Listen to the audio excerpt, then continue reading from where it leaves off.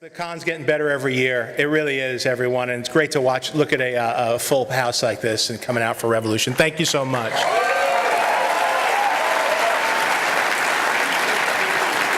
So I can't go on too long. We're going to show it, and then afterwards there'll be a Q&A with the cast and Eric Kripke, the creator and executive producer of this. Yes! Yes, and but what I will say is this was a pleasure to work on. I read the script that Kripke wrote and developed with JJ, and I just thought it was something really cool and different, and we put together a really cool cast. And look, you know, let's hope with this kind of stuff that's off the beaten path, it really takes support and people to take an interest in it and be vocal about it, and that's what allows these things to get a chance to grow and develop. And in the hands of this great squad of J.J. Abrams, Eric Kripke, and I'll be working on it too as the season goes on, it's something really special that I'm very, very proud of. So without further ado, I present Revolution. See, you guys were worried there for a second, right? What would you do? 15 years later, we're all still stuck here in this room together. So let me introduce our panel right now. First up, the executive producer of Revolution, Mr. Eric Kripke.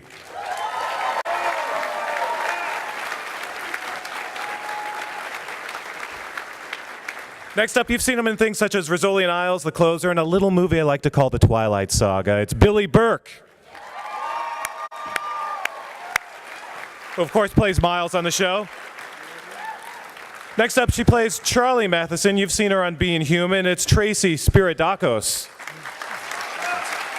Oh, yeah. You've seen him on Once Upon a Time and, of course, Breaking Bad. He plays Captain Neville on Revolution. It's Giancarlo Esposito. Woo!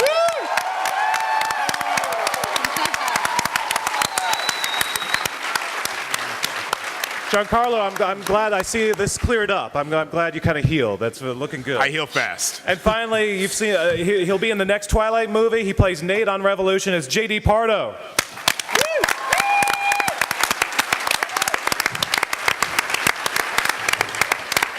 So Eric, what the F is going on?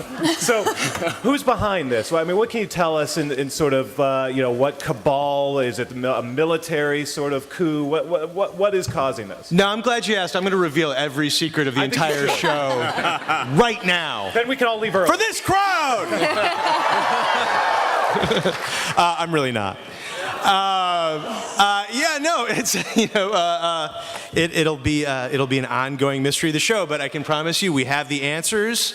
I can promise you that the mythology will move forward at a aggressive pace, and we'll answer the questions, and then we'll ask new questions, and so it'll be fun. It'll be a really rollicking, ass-kicking show. And one of the things about the show that you were talking about is sort of like your previous show. You're going to be moving around. I mean, they're sort of nomads now. They're on their way to sort of find the answers. So. Yeah, it's a big epic quest. It's a big mythic Joseph Campbell story. It's the whole point. My whole idea of the origin of the show is just finding a way to do like a really Lord of the Rings or Star Wars or Wizard of Oz or the Odyssey, but just like a really epic saga across, America. And with swords and good and evil and heroes and villains and I just, for whatever reason, I'm totally incapable of writing a cop show.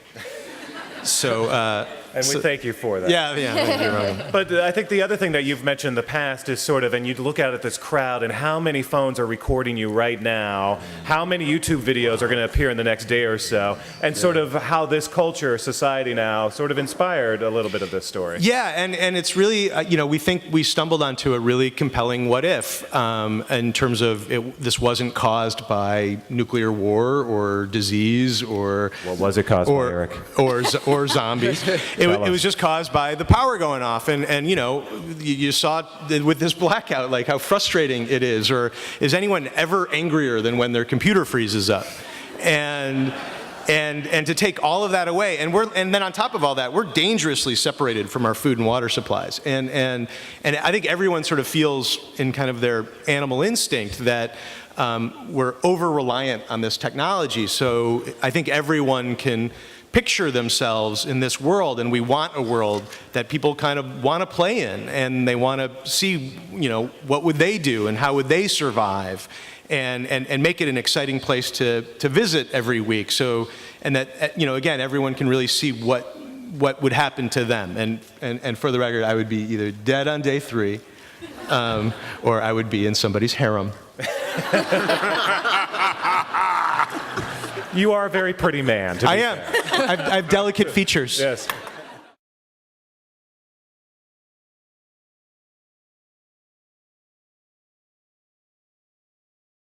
So Billy, you are one dangerous mofo. Yes, I am. Thank you.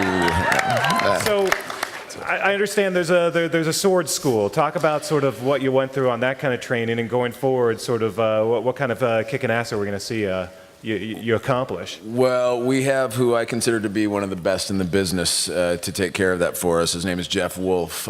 He's our stunt coordinator and choreographer, and he did the Pirates of the Caribbean movies and stuff. And he really sort of created our own style of fighting for this show, which is what Mr. Kripke had suggested and hoped for. And it's kind of nothing but 2 tons of fun, really. I'm having so much fun doing it. Yeah. Giancarlo, let's talk about this character. It's sort of another heavy in some ways, and also sort of another character who kind of has a duality to some degree. I mean, your character was sort of a paper pusher in the past life, and now he's running a militia. I mean, talk about sort of the complexity of this character, and sort of what makes a man go from point A to point B. Well, I think it has to do a lot with how his family of origin, how he was raised. He was probably a weakling little kid who had a dream to be a stronger man. And when he realized that being an insurance adjuster enabled him to be a master at reading people's body language, and he understood when people were lying to him, he transferred that when the power went out, into figuring out how he could be more powerful as a human being. But I think he's doing it for a good reason. He's trying to preserve order, the last bit of order that may exist in this world. And he's really wanting to bring people back together in a certain direction to harness and find out what happened. But he's also, chasing and being chased, so the adventure continues. Thank you. Going down the line, Tracy, talk about your character. I mean, she's got guts. I mean, she's obviously seen her father die, and now sort of going forward, what happens next? Yeah, I mean, her entire drive is just getting her brother back. At the beginning of the episode, she just really wants to go on an adventure and see more of the world she's confined in this one little place, and now all this has been laid on her shoulders to just save her brother and bring him back. So it's an epic journey. And JD, talk about your character a little bit, and sort of his motivation, and Nate, you also get to do some cool stuff. Right, no, he's an expert archer, he's a fighter, and you don't quite know where his allegiance lies. He's going on the same journey, but he's interrupted when he meets the beautiful girl. And Perfect. All right. There we go. yeah, blah. So I'm kind of racing through these questions because unfortunately we don't have much time because we showed the pilot. But Eric, what can you tell us? What are we going to learn? What are we going to, without telling us exactly what it is, at least what sort of answers should we kind of expect? Yeah, no, I mean, there's a couple different, as you can tell from the pilot, there's a couple different storylines, and all of them, I think, are equally kind of emotional. I mean, obviously, there's the drive to turn the power back on.